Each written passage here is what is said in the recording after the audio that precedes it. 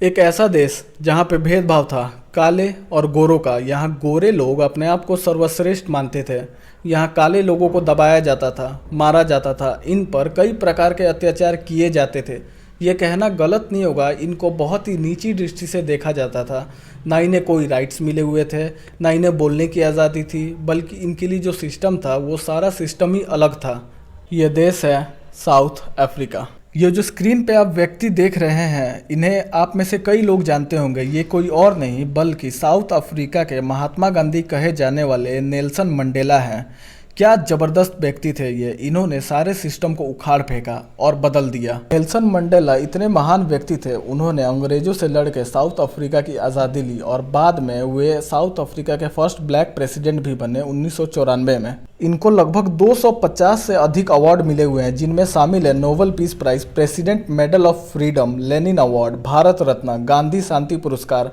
और मैं आपको बता दूं, भारत रत्न पाने वाले सबसे प्रथम विदेशी नेल्सन मंडेला हैं। इनको साउथ अफ्रीका का महात्मा गांधी भी कहा जाता है, क्योंकि ये भी गांधी जी की तरह अहिंसा के समर्थक थे। इन्होंने भी सत्याग्रह करके अपनी आज़ादी ली थी।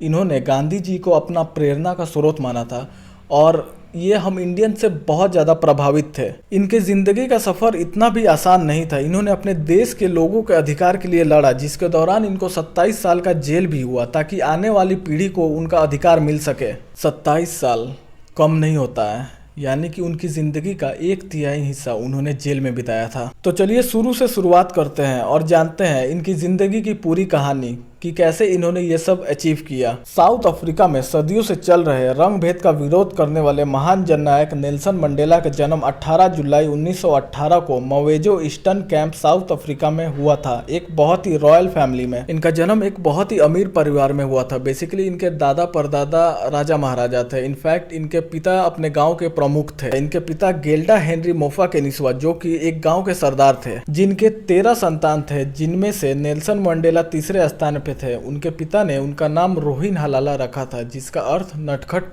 शरारती होता है। मंडेला जब 12 वर्ष के थे तभी इनकी पिता की मृत्यु हो गई लंग्स डिजीज होने के कारण। तो फिर क्या हुआ कि इनको अडॉप्ट कर लिया गया जोगिन टाबा के द्वारा। अब ये जोगिन टाबा कौन थे? जोगिन टाबा बेसिकली ये भी एक सरदार थे, एक दूसरे गांव के। इनको सरदार बनने में मंडेला के पिताजी गाडला हेनरी ने हेल्प किया था। नेल्सन मंडेला ने अपनी प्रारंभिक शिक्षा क्लार्कबेरी मिशनरी स्कूल से पूरी की और फिर अपनी स्कूली शिक्षा मेथोडिस्ट मिशनरी स्कूल से ली। देखिए, उस समय जितने भी स्कूल या कॉलेजेस थे सभी के सभी मिशनरी थे। मिशनरी स्कूल का अर्थ होता है जहाँ वेस्टर्न कल्चर के बारे में बताया जाता था, अंग्रेजों के तौर तरीके सिखाए जाते थे, बेसिकली ब्रिटिश एम्पायर के बारे में पढ़ाया जाता था। हमारे इंडिया में भी यही सारे प्रॉब्लम्स थी। देखिए, ब्रिटिश जब निकले अपना साम्राज्य खड़ा करने के लिए, ये लोग दुनिया के भिन्न भिन्न देशों में गए, कब्जा किया, जिसमें से हमारा भारत भी एक था। ये लोग भारत आए और अपनी कॉलोनी बनाई और धीरे धीरे पावर को अपने कंट्रोल में लेने लगे।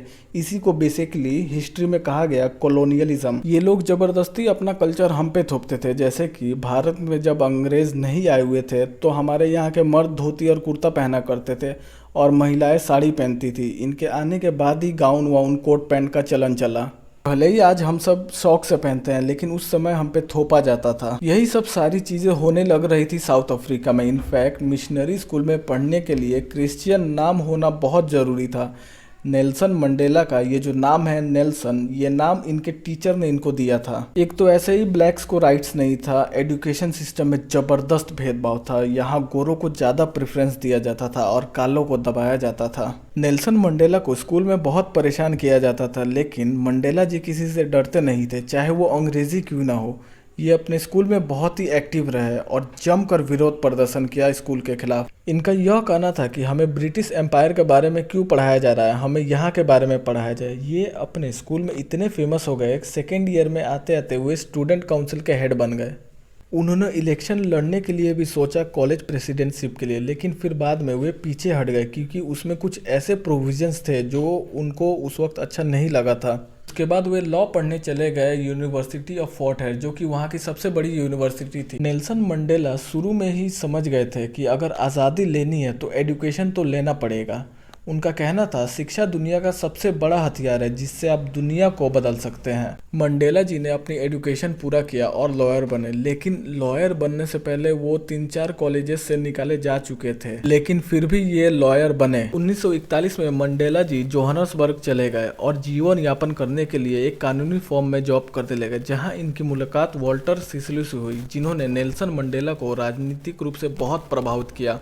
वॉल्टर सिसलू इनके फर्स्ट मेंटर बने। फिर धीरे धीरे उनकी सक्रियता राजनीति में बढ़ने लगी। रंग के आधार पर भेदभाव को दूर करने के लिए उन्होंने राजनीति में कदम रखा और 1944 में जाके अफ्रीकन नेशनल कांग्रेस में शामिल हो गए, जिसने रंग भेद के विरुद्ध आंदोलन पहले से चला रखा था। और इसी साल उन्होंने अपने मित्रों और सहयोगियों के साथ मिलकर African national Congress youth league की स्थापना की और इसके बाद इन्होंने सरकार के खिलाफ आंदोलन छेड़ दिया। इस आंदोलन में शामिल थे African national Congress, Transvaal Indian Congress और नेटाल इंडियन कांग्रेस। अब ये जो दो पार्टियां हैं, ट्रांसवाल इंडियन कांग्रेस और नेटाल इंडियन कांग्रेस, इसकी स्थापना महात्मा गांधी जी ने किया था जब वे साउथ अफ्रीका गए हुए थे। इन सब ने मिलकर मास प्रोटेस्ट किया सरकार के खिलाफ। नेल्सन मंडेला के स्पीचेस बहुत फेमस थी। इन्होंने सबको एक साथ जोड़ा और जबरदस्त विरोध प्रदर्शन किया। क्या क्या तरीका नहीं अपनाया गया इनको तोड़ने के लिए, लेकिन ये रुके नहीं। इस दौरान इनको कई बार जेल हुई और छूट के आने के बाद फिर विरोध शुरू कर देते हैं। एक वक्त ऐसा आया जब इन पर देशद्रोह का मुकदमा चलाया गया, जिसमें वे निर्दोष पाए गए। फिर क्या होता है कि आता है साल 1948, जब इलेक्शंस होने वाले थे और एंट्री होने वाली थी नेशनल पार्टी की, जिसके हेड थे डेनियल फ्रैंकोइस मलान।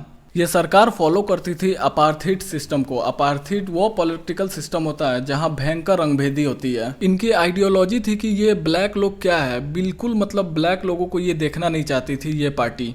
फिर इलेक्शंस हुए और सरकार बनी नेशनल पार्टी की, वो भी प्रचंड बहुमत से। भले ही ब्लैक्स मेजोरिटी में थे, लगभग 80% और गोरे 20%, लेकिन फिर भी नेशनल पार्टी की जीत हुई, क्योंकि उस समय ब्लैक्स को तो वोटिंग का राइट तो था नहीं, बचे सिर्फ गोरे। और गोरे किसको वोट देंगे? मलान की पार्टी को, जो कि थी नेशनल पार्टी। इस सरकार के आने के बाद इन्होंने रंगभेद को कानूनी मान्यता दे दी और जितने भी पॉलिटिकल पार्टी थे उस समय सबको बैन कर दिया गया, जिसमें शामिल थे African national Congress, Transvaal Indian Congress, Natal Indian Congress. In fact Nelson Mandela के जितने भी स्पीचेस थी सबको बैन कर दिया गया। नेशनल पार्टी ने बहुत सारे एक्ट पास किए थे बेसिकली ब्लैक्स के खिलाफ, जिसमें कहा गया अब काले लोग गोरे लोगों से शादी नहीं कर सकेंगे। अगर वो करते हैं तो उन्हें अपराध की श्रेणी में माना जाएगा। ये लोग अब प्रॉपर्टी एक्वायर नहीं कर सकेंगे। ऐसे ही बहुत सारे रेस के आधार पर कानून बने। ये सब देखकर नेल्सन मंडेला पूरे तरीके से बौखला गए और भयंकर तरीके से विरोध प्रदर्शन शुरू कर दिए, जिसमें महिलाओं ने भी बढ़ चढ़ के हिस्सा लिया था। नेल्सन मंडेला ने इतना विरोध प्रदर्शन किया कि अब ये नेशनल मूवमेंट बन चुका था। साउथ अफ्रीका में हर जगह विरोध प्रदर्शन होने लगे। नेल्सन मंडेला का नाम इतना बड़ा हो गया था कि सरकार कौन, जो नेशनल पार्टी थी, उसको लगा कि इसको गिराना बहुत ज़रूरी है। और 5 अगस्त 1962 को इन्हें गिरफ्तार कर लिया गया, मजदूरों को हड़ताल पर लाने के आरोप में देश के खिलाफ जाने के लिए, और इन पर मुकदमा चलाया गया जिसमें उन्हें दोषी करार दिया गया। और 12 जुलाई 1964 को उन्हें उम्र कैद की सज़ा हो गई। उन्हें सजा के लिए रॉबिन आइलैंड के जेल में भेज दिया गया। रॉबिन आइलैंड समुद्र के बीचों बीच बना हुआ था।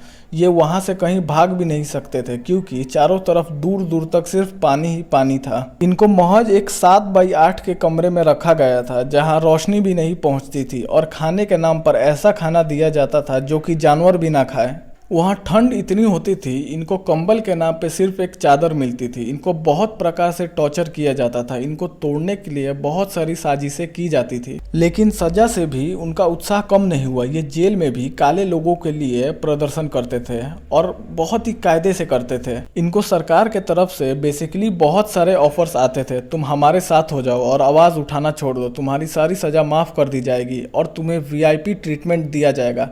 देखिए, अगर नेल्सन मंडेला चाहते तो वे ये सारे ऑफर एक्सेप्ट कर सकते थे, लेकिन उन्होंने सरकार की एक ना सुनी और अपना विरोध जारी रखा। इसी दौरान क्या होता है कि इनके बड़े बेटे की मृत्यु हो जाती है एक कार एक्सीडेंट में, जिनका नाम था थेम्बिकली मंडेला। और मैं आपको बता दूं, ये नेल्सन मंडेला के लिए बहुत ही कठोर पल था। इन्हें अपने बेटे से बहुत लगाव था। मैं थोड़ा सा इनके पर्सनल लाइफ के तरफ आपको ले जाना चाहूँगा। नेल्सन मंडेला ने 3 शादियाँ की थी। उनकी पहली पत्नी का नाम था एवलिन एवलिन मेस, दूसरी विनी और तीसरी ग्रेशिया। और इन तीनों से इनके 6 संतानें थी। इनका फर्स्ट बेटा थेम्बरकली इनके फर्स्ट वाइफ एवलिन मेस के पुत्र थे। और कुछ समय बाद इनकी माता नोकाफी नोसेकेसी की मृत्यु हो जाती है और ये दोनों हादसे इनके लिए बहुत ही कष्टदायक थे। उस समय ये अंदर ही अंदर बहुत टूट गए थे, लेकिन जेल के 4 दीवारी के भीतर जैसे ही नेल्सन मंडेला की उम्र बूढ़ी होती गई, उनके इरादे और साउथ अफ्रीका का स्वतंत्रता आंदोलन जवान होता गया। ये सब होने के बाद ब्रिटिश गवर्नमेंट पर इंटरनेशनल प्रेशर पड़ने लगा और अंग्रेजी हुकूमत कमज़ोर होने लगी। उसके बाद नेल्सन मंडेला 27 वर्ष जेल में बिताने के बाद अंततः 11 फरवरी 1990 को मंडेला की रिहाई हो गई। और रिहाई के बाद इसी साल ब्रिटिश गवर्नमेंट से एक समझौता हुआ और उन्होंने एक नया साउथ अफ्रीका का निर्माण किया। और उस समय जितने भी पार्टीज पर बैन लगा हुआ था सबको हटा दिया गया। उसके बाद 1994 में साउथ अफ्रीका में रंग भेद रहित चुनाव हुए, जिसमें अफ्रीकन नेशनल कांग्रेस को 62% वोट मिला और बहुमत के साथ सरकार बनी। और 10 मई 1994 को मंडेला अपने देश के प्रथम ब्लैक प्रेसिडेंट बने और इनका कार्यकाल 1994 से 1999 तक रहा, जिसमें वे साउथ अफ्रीका को बहुत ऊपर ले गए और उन्होंने 1996 में एक नया संविधान लागू किया। और बाद में लंबी बीमारी के कारण इस महान जननायक की 5 दिसंबर 2013 को मृत्यु हो गई। वीडियो खत्म करने से पहले मैं नेल्सन मंडेला जी के कुछ उच्च विचार आपसे शेयर करना चाहूँगा। एक विजेता एक सपने देखने वाला होता है जो कभी हार नहीं मानता।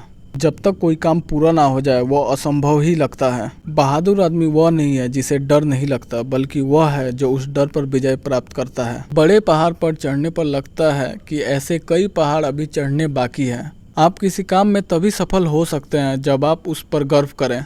जब पानी खौलना शुरू होता है तो आंच बंद करना बेवकूफ़ी है। जब लोग ठान लेते हैं तो वे कुछ भी कर सकते हैं। कोई भी देश वास्तव में तब तक विकसित नहीं हो सकता जब तक कि उसके नागरिक शिक्षित ना हो जाए।